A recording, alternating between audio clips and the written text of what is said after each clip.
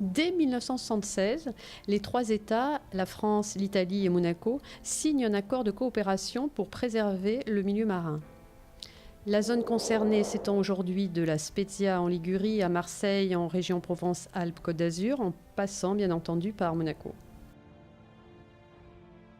Cette zone pilote constitue un outil de coopération scientifique, technique et opérationnelle, où les gouvernements coordonnent les actions communes dans un souci de gestion intégrée du littoral. Une de nos préoccupations concerne les déchets marins, qui représentent une menace pour la biodiversité et la qualité du milieu, et constituent également une nuisance pour notre littoral. Dans cette optique, Ramoge a entrepris des campagnes de recensement des déchets échoués sur les plages, qui visent dans un premier temps à quantifier, qualifier et identifier leurs origines, afin de pouvoir, dans un second temps, recommander en amont des actions ciblées et ainsi plus efficaces. La Méditerranée, de manière générale, est la zone la plus affectée par les déchets, une des zones les plus affectées par les déchets dans le monde.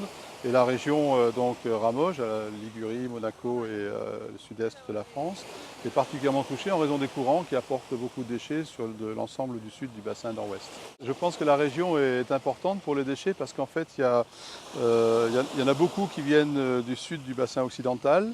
Et il y a un transport transfrontalier entre les différentes régions et donc la Côte d'Azur et puis la Ligurie et Monaco sont des régions qui reçoivent les déchets avec un bilan, qui provoque des accumulations à la fois en mer, flottant et puis sur les plages.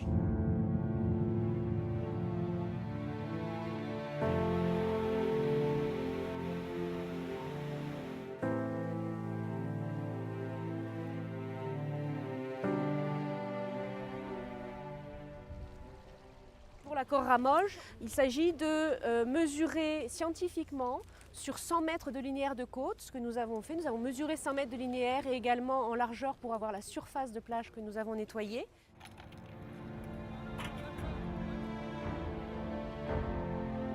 « 20 metri dall'inizio, quindi siamo proprio appena partiti.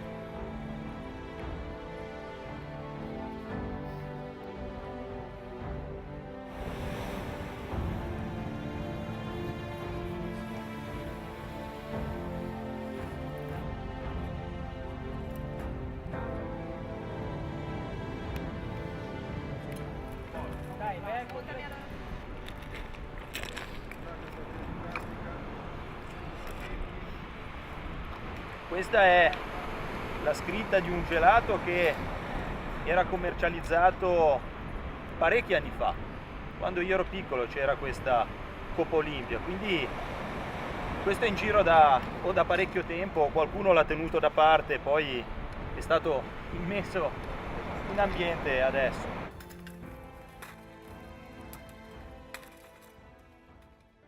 Maintenant, on procède au tri des déchets.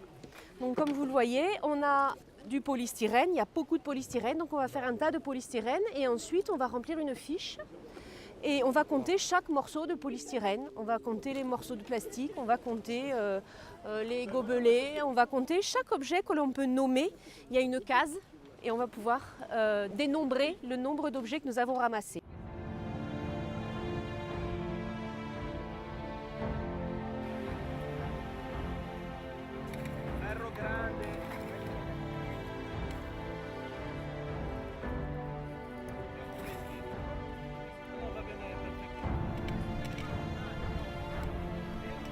Plastiche, ora iniziamo a contare, abbiamo 1, 2, plastica. Plastiche, 1, 2. Plastica media, 2 plastiche medie. 1, poi pezzo di tubo in gomma ad alta pressione. On a pu remarquer en première analyse surtout beaucoup de plastique. Vous avez vu que les plastiques, on les a collectés des plus grands aux plus petits. Donc en dessous de 2 cm et demi, on a trouvé aussi beaucoup de petits microplastiques. Beaucoup de mégots, beaucoup d'objets provenant de plastique même dur et puis des bouchons. Alors les plastiques plus petits que 2 cm et demi, nous avons des lingettes, des gobelets, des papiers, des plastiques de forme indéterminée. Le bilan de ces 2 campagnes de collecte met en évidence une dominance de plastique avec quand même 80% de plastique collecté par rapport aux autres types de matériaux. Il y a aussi une grande quantité de mégots et de paille mais les emballages plastiques restent dominants, surtout les emballages individuels. On a aussi collecté pas mal de coton-tiges et de lingettes, ce qui met en évidence que les gens pensent peut-être que ces déchets sont biodégradables, alors qu'en fait, lorsqu'on les jette dans les toilettes, on les retrouve intacts dans le milieu naturel.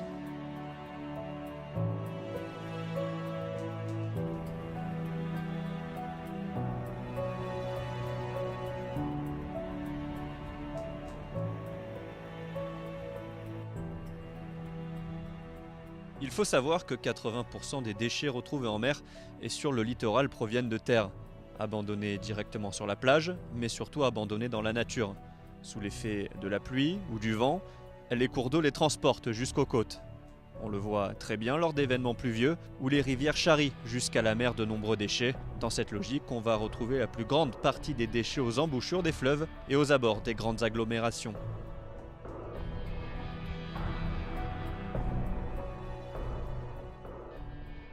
Donc ça peut avoir des conséquences, l'impact esthétique d'abord, c'est important, mais également donc toutes les conséquences sur le plan économique. Après, il y a le problème des déchets en mer et leurs impacts. Donc on sait maintenant que certaines espèces sont très sensibles, comme les tortues par exemple, et il y en a dans la région régulièrement. Et donc les taux d'ingestion sont parmi les plus élevés dans le monde, c'est important de le savoir, et même en Méditerranée, par rapport à des régions comme le sud du bassin, la Sardaigne ou autre, on a des taux d'ingestion qui peuvent être très importants dans le bassin Ligure. Voilà. Après, il peut y avoir des conséquences liées à la dégradation des déchets, notamment l'apparition de microplastiques qui sont flottants. Il y en a des quantités très importantes et ils ont la particularité de transporter les espèces qui se seraient fixées dessus. Donc c'est un mécanisme qui est assez mal connu, qui commence simplement à être abordé par les scientifiques. Et on pense que le risque est assez important de voir un transport des espèces d'une zone à l'autre comme ça, et donc une facilitation, si j'ose dire, ou un support à la colonisation de nouveaux milieux.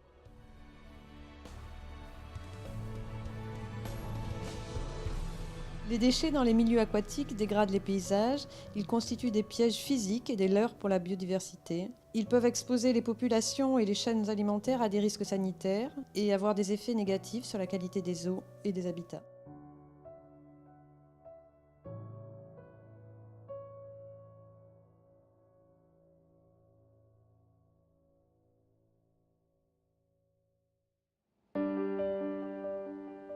Principalement, les eaux qu'on trouve ici, ce sont des eaux à usage domestique qui proviennent, je vais détailler un peu, des éviers, des douches, des baignoires, lave-linge, lave-vaisselle. Ces eaux donc, sont traitées ici avant rejet en mer.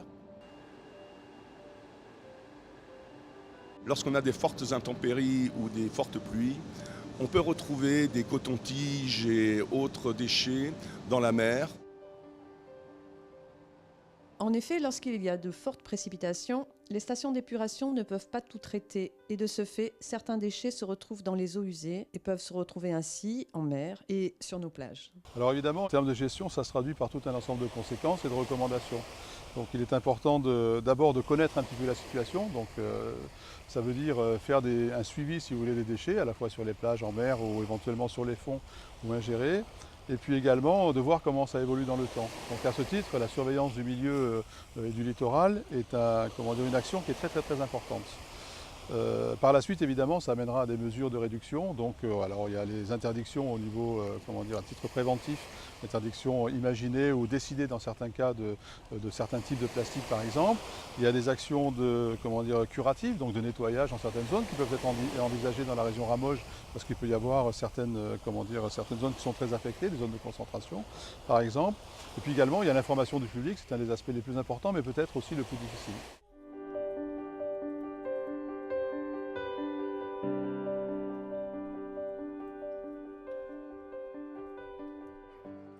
Comment sensibiliser le public ? Citons par exemple cette expérience menée depuis quelques années avec Ramoge auprès des élèves de la Principauté qui pratiquent l'aviron. Chaque année, un groupe de rameurs, avec le professeur de sciences et vie de la Terre et leur moniteur d'aviron, sélectionne une vingtaine de déchets constitués en matériaux différents. Par exemple, cette année, on a immergé une bouteille en plastique, du pain, une bouteille en verre, un sachet biodégradable, un sachet en plastique, des mégots, du papier, une boîte en carton, une canette, une barquette en aluminium. Et ensuite, ils sont regroupés dans une nasse qui est immergée. Et régulièrement, dans les premiers temps, une fois par semaine, puis une fois par mois, les élèves reviennent pour observer la dégradation ou non des matériaux. Avec leurs professeurs, ils commentent ce qui s'est passé depuis la dernière observation. Les professeurs leur exposent les dangers, les menaces que constituent ces déchets. Alors qu'est-ce que tu rencontres quand tu t'entraînes sur l'eau? Je vois du plastique. Et est-ce que le plastique est bon pour les poissons? Non, parce qu'après ils avalent et c'est pas bien pour eux, après ils meurent. Vous arrivez en ramant de rencontrer beaucoup de déchets. Oui, parce que je pense que quand il y a du vent ou qu'il pleut, les déchets ils sont tous ramenés à la mer et du coup il y a de plus en plus de déchets. Et on en rencontre de plus en plus. Surtout du plastique et les matières qui se dégradent moins vite que les autres. On a remarqué qu'à chaque fois qu'on sortait la nasse de l'eau, le plastique et l'aluminium restaient présents et que des colonisations de bestioles s'étaient formées dessus. Qu'est-ce qu'on fait quand on rame et qu'on voit des déchets plastiques qui flottent? On s'arrête, on les prend dans le bateau et après on les dépose dans le bac, dans un bac. Le plastique, il reste très longtemps dans l'eau, donc il faudrait plutôt l'enlever. Oui, chacun d'entre nous peut agir.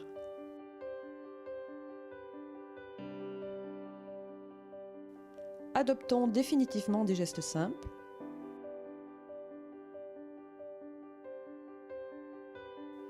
Utilisons les poubelles pour nous séparer de nos déchets. Et ne laissons rien traîner derrière nous.